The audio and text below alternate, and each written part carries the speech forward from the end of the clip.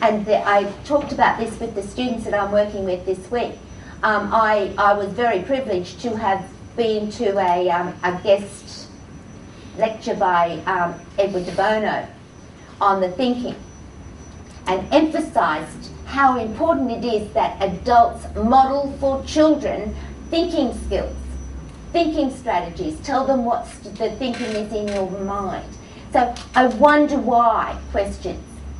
And I saw that floating there, and I think it was So you're giving the thinking processes that are coming forward in your mind as a model for children. So that's important. Scaffolding tasks is important. And drill and practice.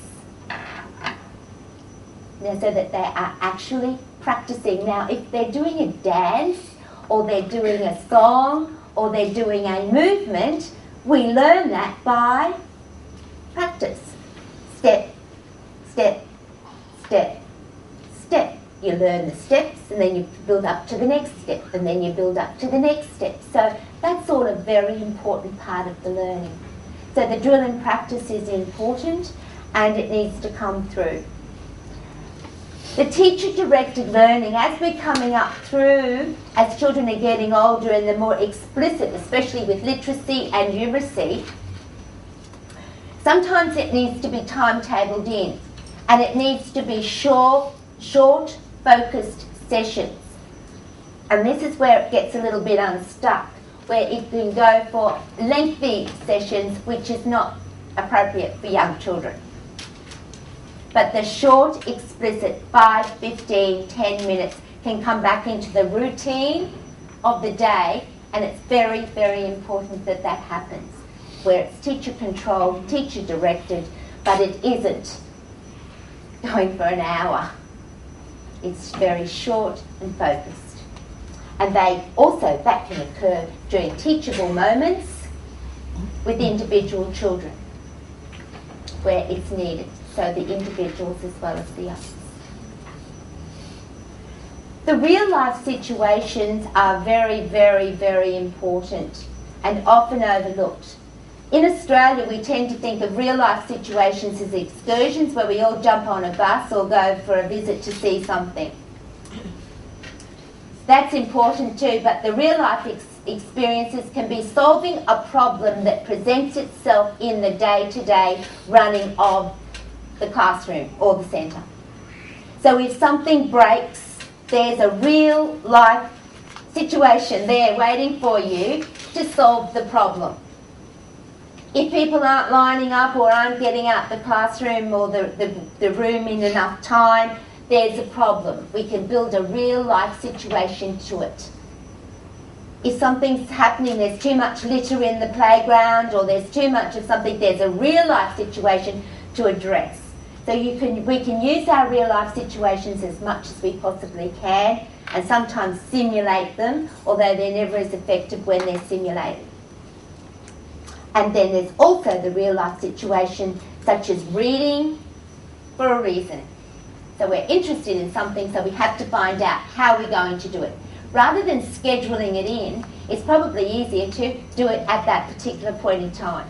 And I found this with the children when I was working with them. If we didn't investigate it there and then, oftentimes by the afternoon they'd lost the plot and they didn't care. So it was tapping into those moments, cooking, solving problems, exploring the environment. Reggio Emilia, the principles of that, they advance that the environment is the third teacher.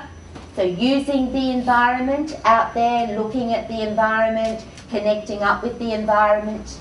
I've said solving a problem, or when interacting with others in the local community as well. They all comes under the umbrella of real life situations. Now, for those of you who are working with children a little older, and there is that angst with a play-based approach or what the perception of a play-based approach might be outside, investigation and inquiry is an umbrella that may be able to be used to support that. It's the active exploring of it, and then they learn through a line of inquiry. Now in Australia we are really emphasising this with our students because there is the big emphasis on lifelong learning. So especially in the early years, the active investigation and opening up lines of inquiry with our questioning techniques with our students and with the children are very, very important. And so teachers are trying to scaffold and guide children through the what questions, the why questions, providing opportunities to investigate and to explore so that they can actually come up with ways of solving some problems and finding out more. So oftentimes it's not a true play-based approach. It's active investigation because the teacher is much more active and much more involved because co-constructing with the students. And you can then step away from that a little bit and it can become exploratory play, so the play-based situation can come into it.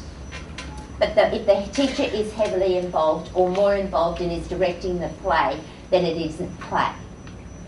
So this investigation is something that is being promoted very heavily to get children to think.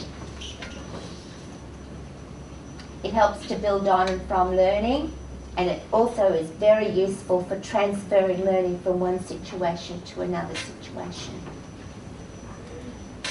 And there we've got down the bottom, we're looking at foundations for lifelong learning because the inquiry can extend the mastery of what the children are learning, and it also is very, very effective for keeping an inclusive approach and using a differentiated approach because children can come into it at different levels of interest. So if you have got a little concern with where your program is going in terms of promoting inquiry through a play-based approach, it could be something to consider possibly on looking at active investigation or inquiry as a context for learning. It's very close to the play. Now play, I could talk on play all night, but I won't. It provides a meaningful context as children engage. And we all know that, and we are probably all advocates of play. But there are lots of issues that surround the use of it, and it is a highly effective context for learning. But we also have to see it that it's some type of thinking and problem solving. So in the educative sense, if it's educative play, then it involves some type of thinking and some type of problem solving.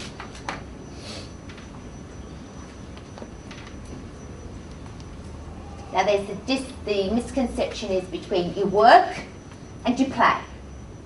So if you're playing, you can't be working. You can't be learning. And that's just a misconception and a perception of it. So educative play is often referred to as play-based learning or active learning. And that helps to sort of promote it through. You guides the play, I've mentioned this, and the questioning is very, very important to further it on. And of course we have all our different forms of play, which I won't go through, but they're all important aspects of play. And the free play down here, I've explained each of them, which I'm sure you all are aware of them, but I've explained them because I thought the handout might be helpful if you're using it with a parent body or with other people to support it. But the free play is still a very important part of the day, where children have that opportunity to engage in any form of play. But in terms of the educative play, it often may not be in terms of free play.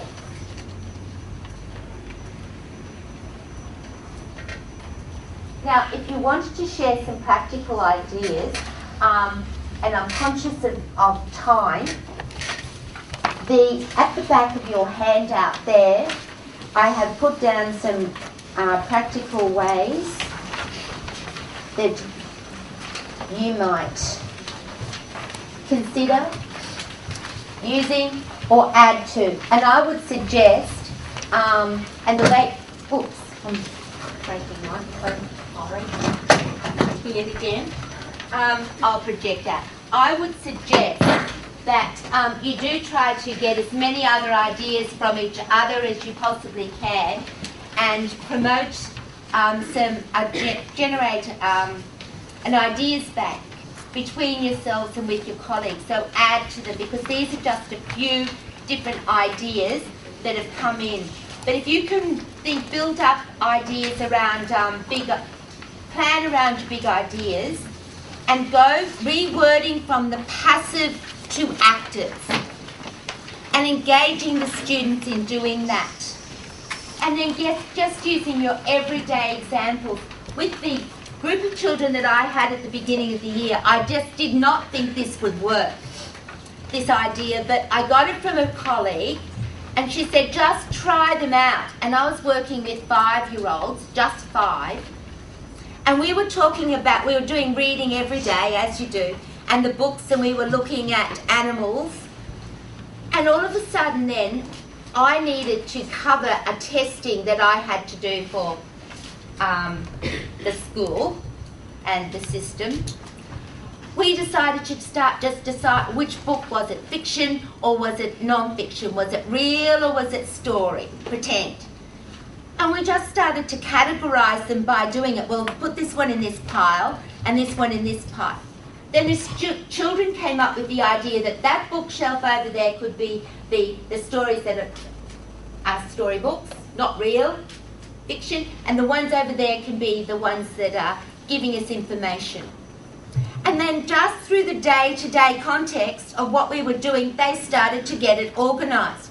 By the end of 2 weeks, they could identify a non-fiction book with a storybook.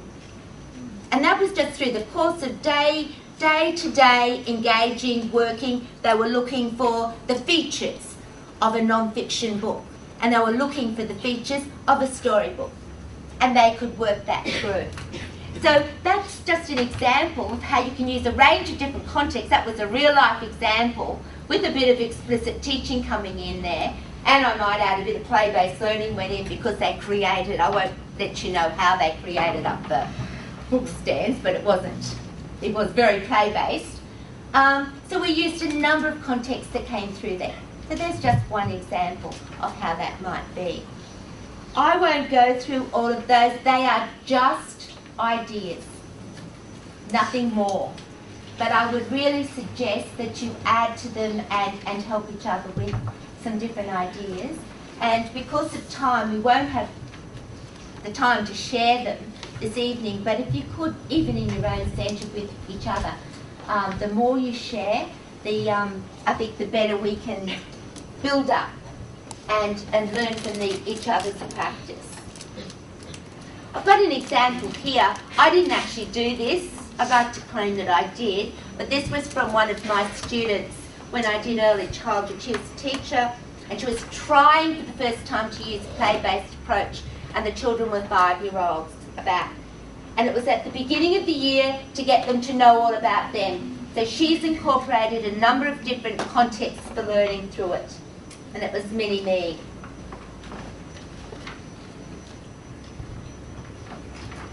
First up, they planned it. I think I might have jumped one through.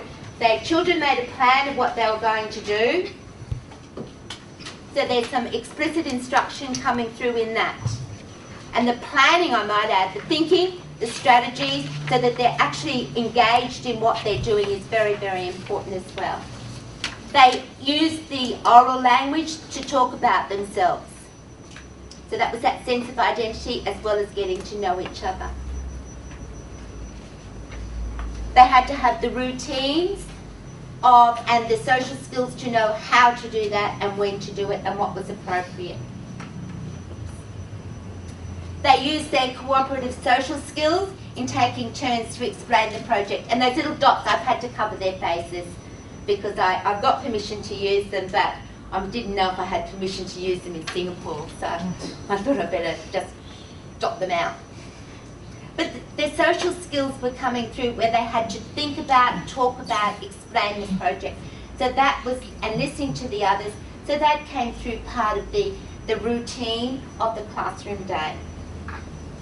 And explicitly talking and modelling with each other. Here came the investigation, because they had to investigate their own facial characteristics. And then they had to apply these to their project. And they had to choose and select material, so that's that constructive play, manipulative play, working it through, but with a focus on what they were doing. And they had to plan.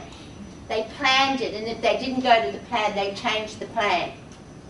And then they had to explore the validity of using different materials. And then they explained to the teacher, which you don't see in the slide, why they chose particular ways of doing things. And of course, the teacher reported that once one started doing it one way, a lot of them started doing it a similar way until she put them back to their plan. And that's that imitation that was coming through. The problem solving, oftentimes it would fall over their mini-me, so they had to restabilise, get different ways of approaches of doing it with masking tape. I don't know if it's like your students are there, but masking tape and our children in Australia do something about it. Just they go for it, but it was very important because they were using there was a real life situation again to solve the problem. They were actively engaged. The room was filled with a buzz of activity. And then what happened to some children decided to start moving their mini-me around the room. So then they created carts and cars, etc. And it went on from there. So they were able to build on and build from. And it was interesting, they had them on the desk, and then they decided that when they were on the desk they weren't actually a mini-me because it was the same height as them. They had to reflect, and then there's just an example of using all the context for learning, which would be very similar to what you would use, but just to show an example of how it all does come in together.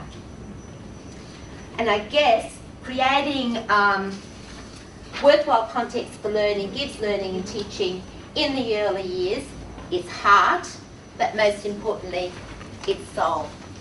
And there is a little reflective part that I've got in your handout. And I really think when we're talking about context for learning, no matter what age group we're using, this is something that I'd like to finish off on. We started off on talking about the child as a lifelong learner, then when Thomas was introducing you as lifelong learners.